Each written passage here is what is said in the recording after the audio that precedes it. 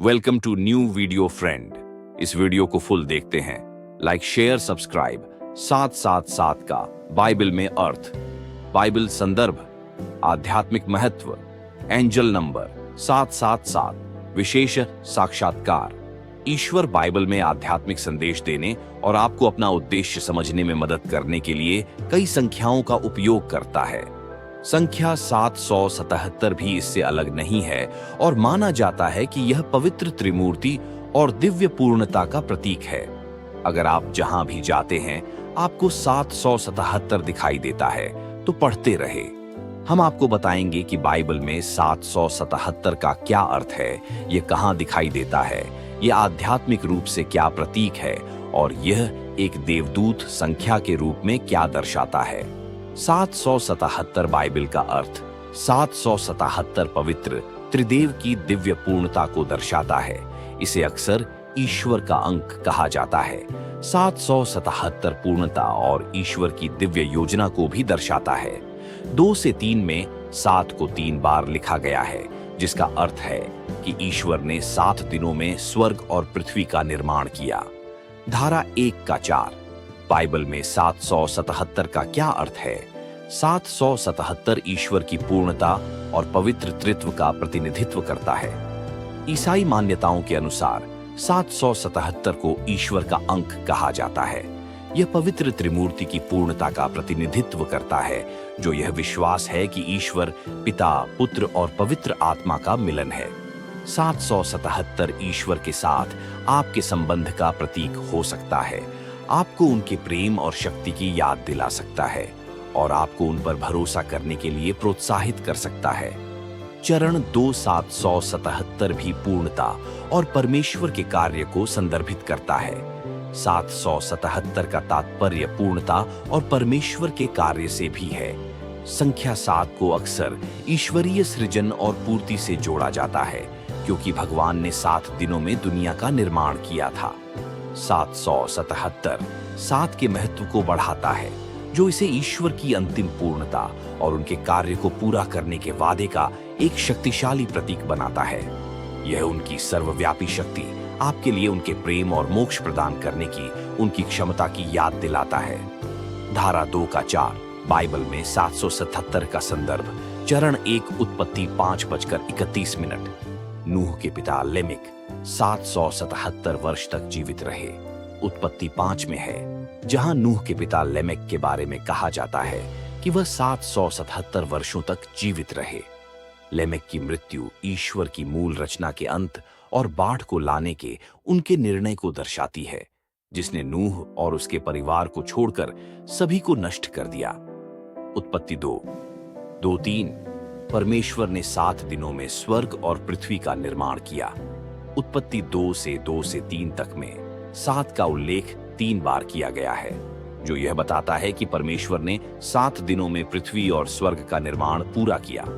यह परमेश्वर की शक्ति और उसकी योजना की दिव्य पूर्ति का प्रतीक है। चरण 3 उत्पत्ति 2:3 परमेश्वर ने 7वें दिन को सप्त के रूप में निर्धारित किया। उत्पत्ति 2 से 3 तक परमेश्वर ने 7वें दिन को सप्त के रूप में नियुक्त किया। उत्पत्ति के उसी अंश में परमेश्वर सप्ताह के 7वें दिन को आशीर्वाद देता है और इसे सप्त या विश्राम का दिन कहता है।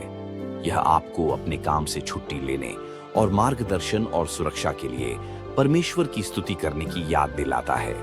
यहोशू 6:2 से 7 इस्राएलियों ने यरीहो को जीतने के लिए परमेश्वर की योजना का पालन किया। जोशुआ 6 में परमेश्वर ने जोशुआ को इस्राएलियों के साथ यरीहो के चारों ओर 7 दिनों तक मार्च करने के लिए कहा।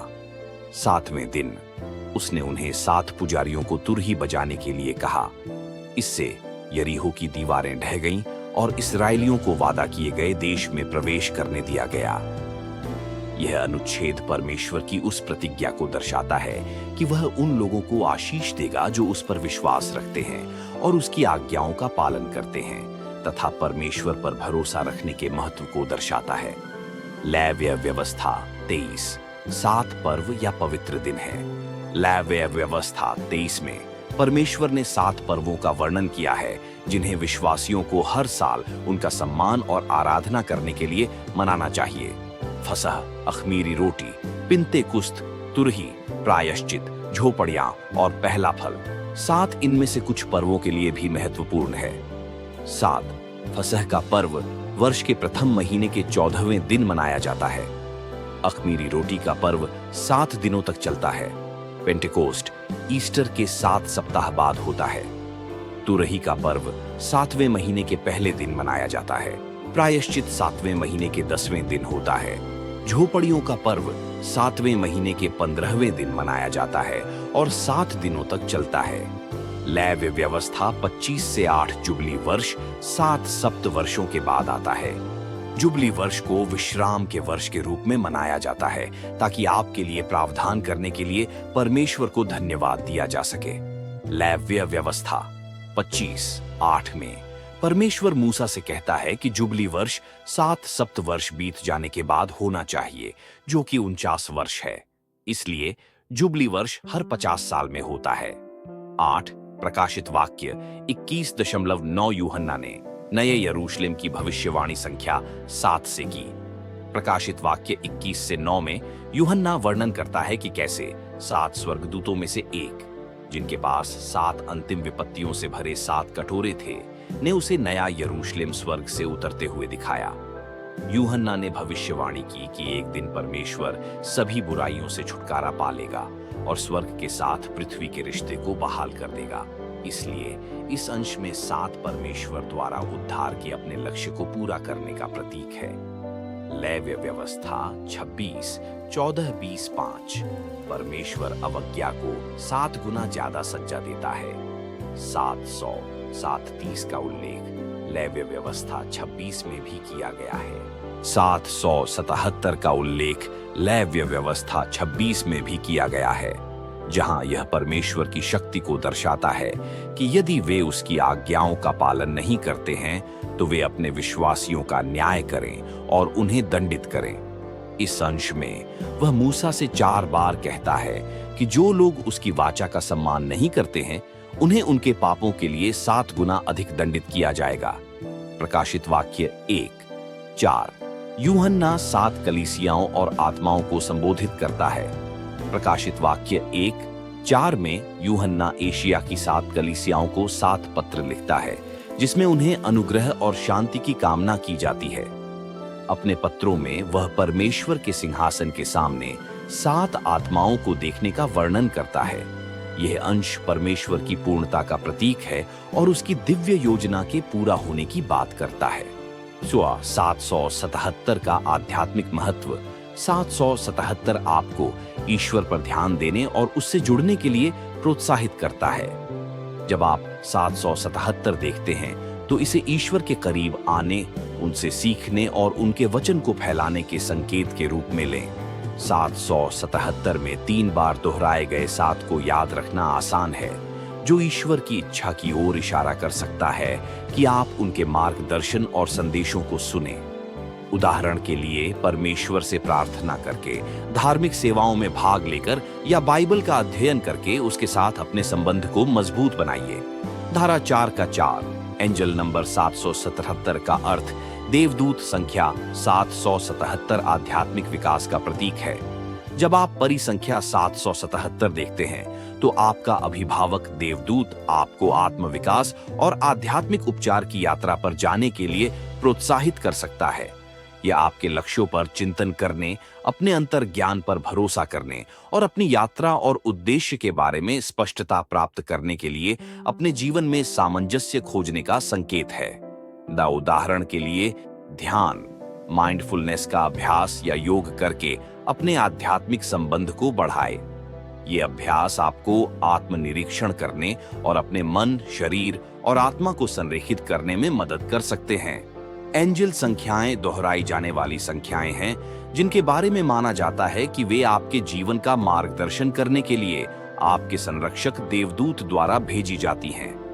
अंक ज्योतिष में 7 आध्यात्मिकता और बुद्धिमत्ता का प्रतिनिधित्व करता है। संख्या 7 अंतर ज्ञान, आत्म जागरूकता और ज्ञान का एक शक्तिशाली प्रतीक है जो आपको खुद में गहराई से उतरने, बड़े सवाल पूछने और अपने सपनों को साकार करने के लिए प्रोत्साहित करता है। 3 बार दोहराए जाने पर 7 की ऊर्जा बढ़ जाती है, जिससे यह आत्मविकास के लिए एक बहुत ही भाग्यशाली संकेत बन जाता है। 14 अंक शास्त्री मिशेल आर्ब्यू का भी कहना है कि 7 सत्य की संख्या है और इसमें शिक्षण या सीखने का कंपन है।